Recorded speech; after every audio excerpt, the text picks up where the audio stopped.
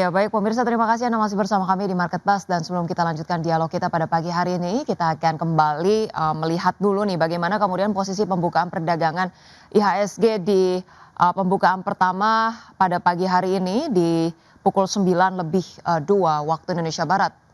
Baik,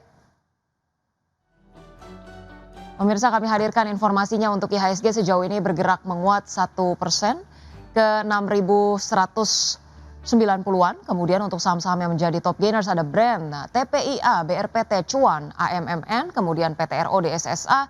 Sementara itu untuk top losers ada Telkom, ASII, UNTR, ASPR, dan juga MDKA. Sementara itu untuk saham-saham secara sektoral yang kemudian menguat pada pagi hari ini ada energi, disusul cyclical, infrastruktur, basic industry, sementara sektor-sektor yang melemah ada kesehatan, non-cyclical, dan juga transportasi. Ya, kemudian kita ke bursa Asia pemirsa, pada pembukaan perdagangan pagi hari ini ada Nikkei yang dibuka melemah 0,8%, STI menguat 0,4%, Kospi melemah 1,4%, dan Hang Seng melemah 0,001%. Untuk saham-saham pilihan pemirsa yang direkomendasikan untuk perdagangan pagi hari ini ada Indef, DSSA, ICBP, dan juga Mina dengan masing-masing rekomendasi buy.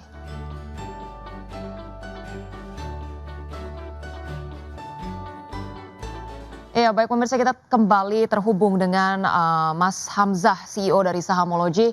Baik, Mas Hamzah, tadi kalau kita review saham-saham jadi top gainers pada pembukaan perdagangan pagi hari ini masih kemudian dari saham-saham konglomerasi didominasi oleh saham-saham Bapak Prajogo Pangestu begitu ya, dengan Brand, TPIA, BRPT, PTRO tadi.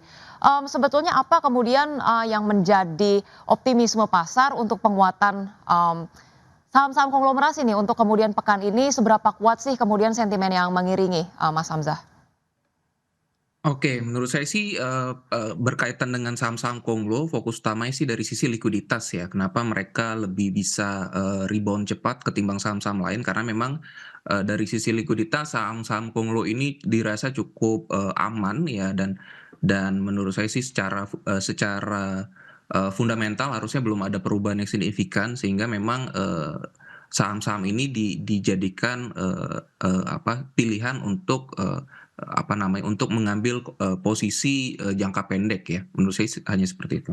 Baik, apakah kemudian juga dari sisi rebalancing MSCI begitu, walaupun memang sejumlah saham memang sudah didepak dari indeks, apakah kemudian kalau tadi dikatakan jangka pendek masih momentumnya cukup baik, tapi secara jangka menengah atau jangka panjang memang belum ada proyeksi yang cukup terlihat kah Mas Hamzah untuk nasib atau katakanlah bagaimana kelanjutan dari saham-saham konglo nih?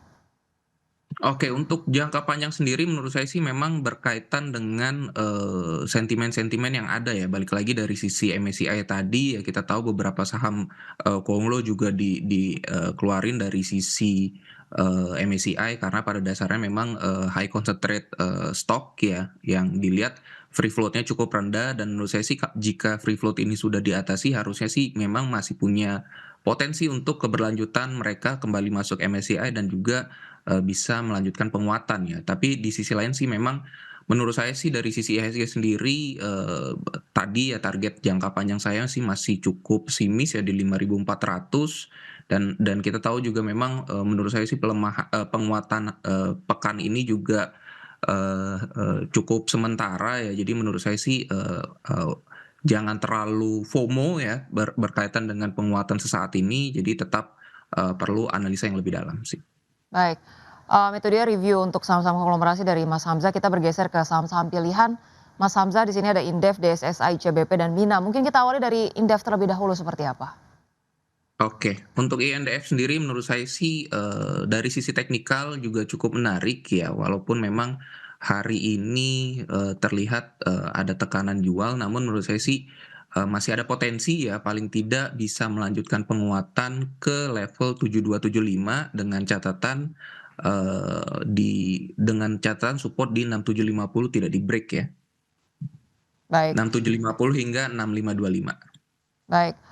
Indef Anda rekomendasikan menarik secara teknikal. Nah, untuk kemudian DSSA tadi kita lihat juga memang masuk ke jajaran top gainer. Seberapa positif kemudian proyeksi penguatannya nih, Mas Hamzah? Oke, untuk DSSA sendiri menurut saya sih ini technical rebound yang ditunggu ya sama market karena balik lagi dia juga baru saja keluar dari, indeks ya dan juga, pelemahannya juga cukup masif ya, asingnya juga keluar cukup deras. Namun menurut saya sih dengan kondisi teknikal kemarin yang membentuk bullish candle, reversal ya, ada engulfing di sana, menurut saya sih harusnya hari ini sih bisa menguat ya, dan kondisinya menurut saya sih targetnya hanya sampai 600 dan ternyata hari ini sudah 610, mungkin bisa dipantau lagi sampai paling tidak di level, 700 terlebih dahulu.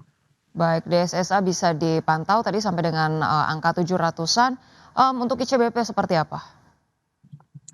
Untuk ICBP, menurut saya sih sama seperti INDF ya, walau memang, hari ini tekanannya cukup dalam ya, waspada aja mungkin selama di atas 6775 masih bisa dipantau, namun lebih lebih menarik jika terjadi breakout buy di 7150 ya, Mhm. dengan target di level 7.550. Jadi dengan kondisi breakout buy cukup menarik dengan target 7550. Baik, ICBP support di 6.700-an dan, resistance di 7.550-an. Kemudian untuk, Mina terakhir nih, Mas Hamzah seperti apa? Oke, untuk Mina menurut saya sih juga cukup menarik ya di jangka pendeknya ada pola ABC yang menarik dan menurut saya sih, potensi keberlanjutan masih cukup ada dengan target paling tidak ke 4.414 ya, dengan batasan resiko di 286. Baik, ada Mina direkomendasikan, support 286 dan juga target price di 414. Mas Hamzah untuk 4 saham ini apakah kemudian direkomendasikan untuk, trading harian atau seperti apa? So far sih masih untuk jangka pendek ya, karena tadi, saya melihat memang ISG, penguatannya juga masih cukup pendek hingga 6.400 saja, jadi, sangat tidak sarankan untuk jangka panjang ya. Baik.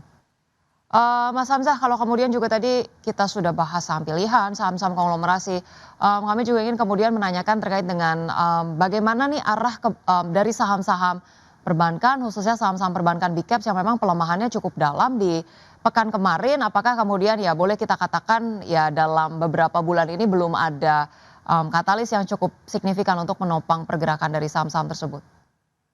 Oke, kita tahu ya fokus utama negara kita saat ini menurut saya sih harusnya di, nilai tukar rupiah, di mana memang salah satu faktor untuk menekan nilai tukar rupiah itu dari sisi menaikkan, tingkat suku bunga dan ini memang, untuk jangka pendek itu tidak baik untuk, dari sisi perbankan. Di sisi lain memang secara fundamental perbankan menurut saya sih masih kurang bagus ya, karena kita tahu juga loan to growth-nya juga masih cukup rendah, sangat rendah ya dibanding beberapa tahun lalu dan juga belum ada, peningkatan di sana dan ini juga tentunya, akan berdampak juga ke NPL. Jadi menurut saya sih memang dari sisi perbankan sendiri mungkin masih ada potensi downside ya yang akan, terjadi, namun untuk technical rebound pendek mungkin akan ada ya karena kemarin asing juga sudah exit cukup masif ya, pasti ada slowing down-nya terlebih dahulu, tapi untuk balik lagi untuk kondisi fundamental perbankan sih menurut saya masih cukup,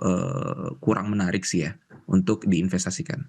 Baik, belum ada kemudian katalis yang cukup positif untuk saham-saham perbankan diiringi dengan fundamental, yang kemudian, kita katakanlah terkait dengan kinerja yang belum ada kemudian juga laporan cukup signifikan, berikut juga dengan, kondisi dari dalam negeri dan juga global yang belum cukup banyak mendukung untuk saham-saham perbankan. Terkait dengan, komoditas emas nih boleh Anda review sedikit Mas Hamzah kalau memang kita katakan secara garis besar di tahun lalu begitu ya perdagangan emas memang menyentuh angka yang sangat-sangat tinggi begitu all time high. Boleh, kah kemudian kita simpulkan, sampai dengan mungkin akhir tahun ini kalau memang kondisi saat ini memang masih seperti dinamika yang cukup tidak pasti, tapi kemudian untuk sampai dengan akhir tahun apakah kemudian pergerakannya akan turun kalau kita bandingkan dengan, angka di tahun lalu nih Mas Hamzah?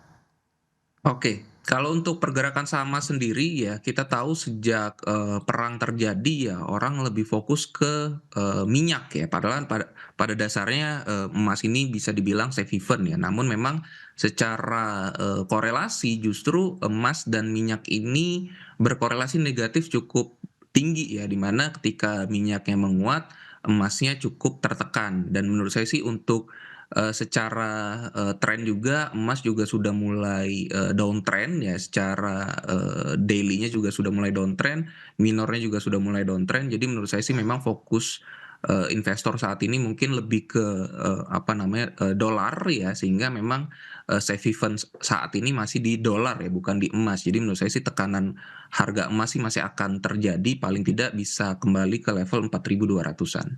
Baik, masih diproyeksikan kemudian bisa mengalami tekanan dalam beberapa waktu ke depan. Tadi sudah diulas begitu ya bagaimana proyeksi untuk berbagai komoditas dan juga saham-saham pilihan. Terima kasih banyak Mas Hamzah, CEO dari Sahamology sudah berbagi perspektif bersama dengan kita. Tadi boleh kita review sedikit ya terkait dengan IHSG memang untuk pekan ini ada potensi penguatan begitu ada rebound jangka pendek dan semoga kita harapkan berbagai katalis baik itu dari global dan juga dalam negeri bisa cukup menopang IHSG di pekan ini. Terima kasih, sampai berjumpa kembali Mas Hamzah. Terima kasih.